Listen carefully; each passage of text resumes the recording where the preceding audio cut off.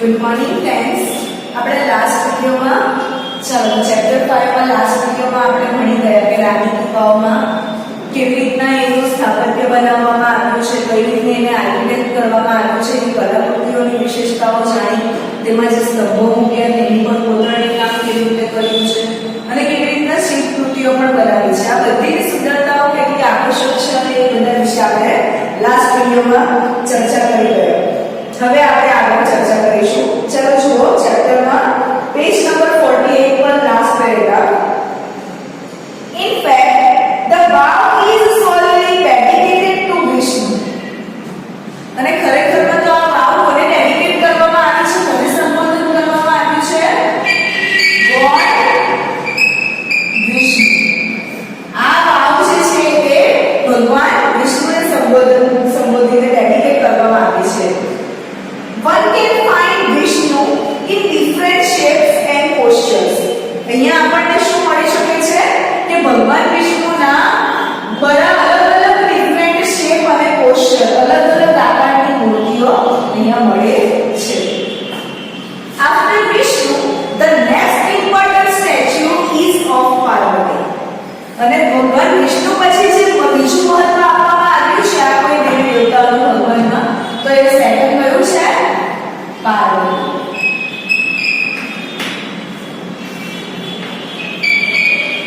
Statue of ભગવાન વિષ્ણુની અલગ-અલગ શેપમાં જે પણ મૂર્તિઓ છે અને બીજું કે સ્ટેચ્યુ ઓફ પાર્વતી, દેવી પાર્વતીની મૂર્તિ.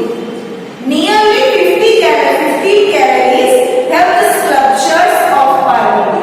અહીંયા કેટલા સ્કલ્પચર છે, કેટલી શિલ્પકૃતિઓ છે? આ વાવમાં 15 શિલ્પકૃતિઓ છે. 15 ગેલેરીઝ બનાવવામાં આવી છે. 1 2 3 4 આમ કરીને અહીંયા મૂર્તિઓ બનાવી હોય છે અને કે પાર્વતી માતાની. તો એ 15 ગેલેરીઝમાં 15 શિલ્પકૃતિઓ પાર્વતી માતાની બનાવવામાં આવી છે. 12 statues of goddess Gauri together at the same place are rarely found anywhere.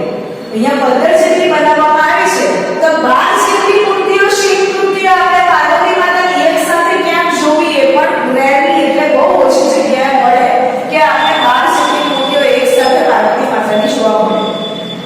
The Sun Temple of Modhera has it. મોઢેરાનું જે સન ટેમ્પલ છે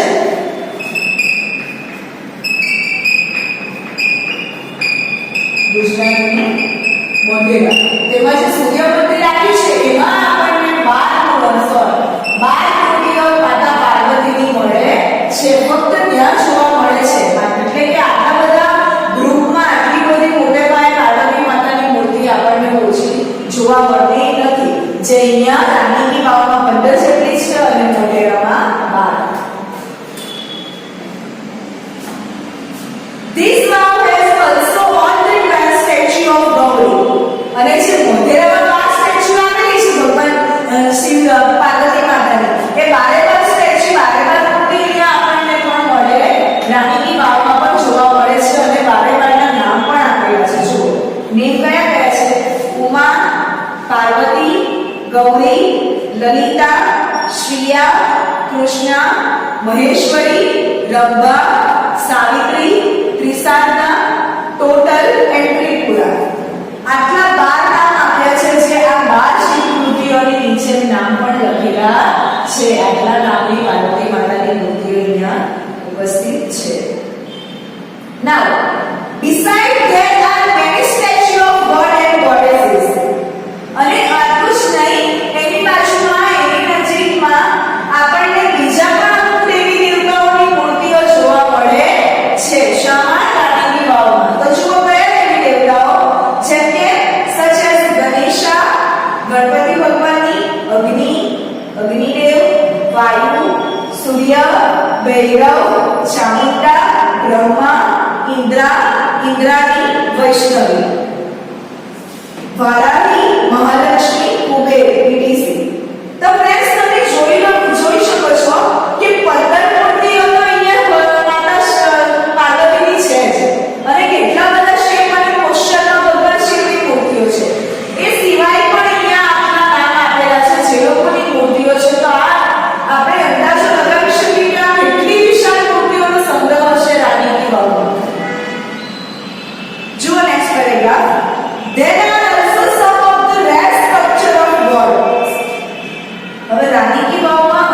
બીજા એવા પણ ગોળની મૂર્તિઓ છે જે આપણને બીજે કશે જોવા મળવી મુશ્કેલ છે. Here one can find the statue of the Lord Buddha with four hands and a statue of Rama with sword and shield. અહીંયા આપણને ભગવાન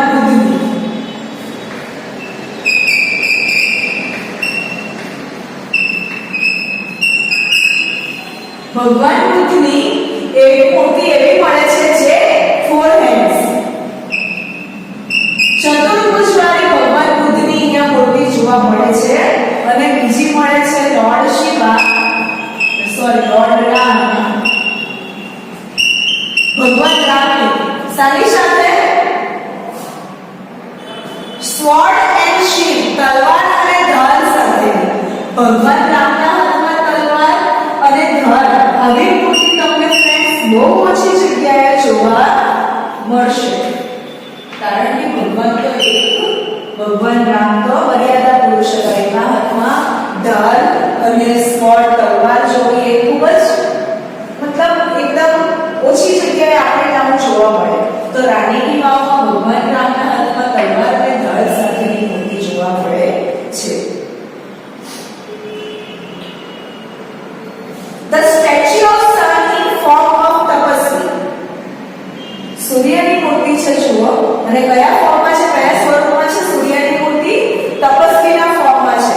The statue of Shiva with a blade in his hand Shiv ભગવાનની મૂર્તિ છે જેના હાથમાં પારા મૂકવામાં આવ્યા છે પારા સાથેની મૂર્તિ છે શિવ ભગવાનની. The statue of Parshuma with soft and gentle expression the other having hard and stern. હવે ભગવાન પરશુરામને તો આપણે એના કઠોર અને મજબૂત અને કઠોર ભાવનાઓવાળી મૂર્તિઓ જોવા મળે છે કારણ કે એનું કેરેક્ટર પણ એક પ્રકારનું હતું પણ અહીંયા રાણીની વાવમાં આપણને ભગવાન પરશુરામની મૂર્તિ એવી મળે છે કે એમના ફેસ પર આપણને શું જોવા મળે છે સોફ્ટ એન્ડ જેન્ટલ શાંત અને કોમળ ભાવ જોવા મળે એવી અહીંયા ભગવાન પરશુરામની મૂર્તિ હાજર છે. Some of the sculpture display contemporary lifestyle. અમુક જે સ્ટ્રક્ચરો છે અહીંયા બનાવેલી અમુક મૂર્તિઓ જે છે એ આપણને શું બતાવે છે એ એવું બતાવે છે જેમ કે કન્ટેમ્પરરી લાઈફસ્ટાઈલ આજકાલની સમકાલીન જે તે કાળની જીવનશૈલીઓ બતાવે છે અમુક મૂર્તિઓ એવી પણ છે જે સમકાલીન જીવનશૈલીઓ બતાવતી હોય.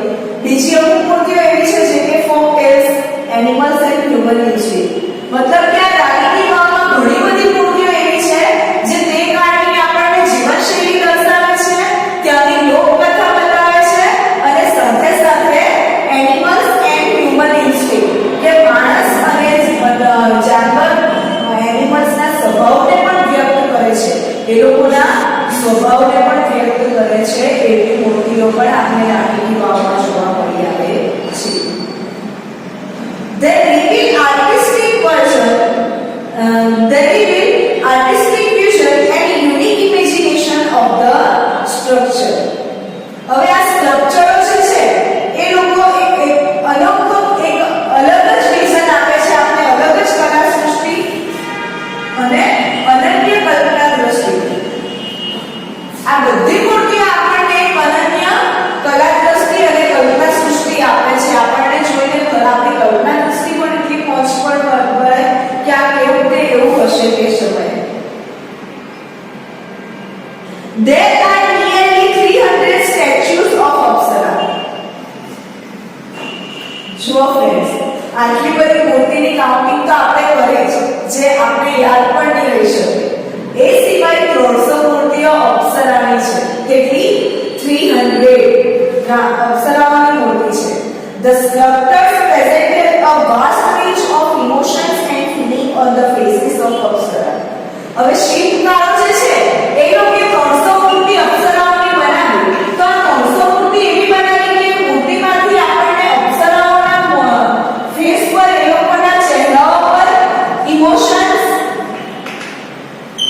એન્ડ ફીલિંગ્સ આ 300 અપ્સરાઓના ચહેરા પર આપણને સંવેદના અને લાગણીઓના ભાવ દેખાય છે.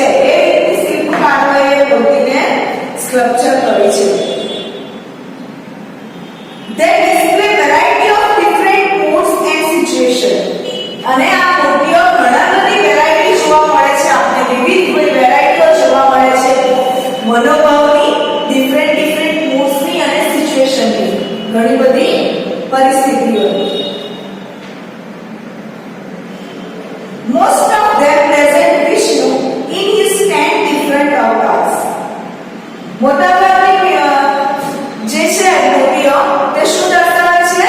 વિષ્ણુ ભગવાનના 10 અલગ અવતાર. The most attractive sculpture are those of Varaha, Vaman, Narsimha, Ram, Kalki, Mahishasuramardiनी. હવે આ બધા જે છે, આ બધા અવતારો ભગવાન વિષ્ણુના, એ ભગવાન વિષ્ણુના આ અવતારોની મૂર્તિઓ જે છે એ ખૂબ જ આકર્ષક છે, આકર્ષકનું કેન્દ્ર છે. The Apsara with 16 different makeup style added to the grace of the unmatched structure. હવે આ બધી જે 300 અપ્સરાઓની મૂર્તિ છે એ લોકોને 16 જેટલી ડિફરન્ટ સ્ટાઇલના મેકઅપ કરેલા છે. કેટલા?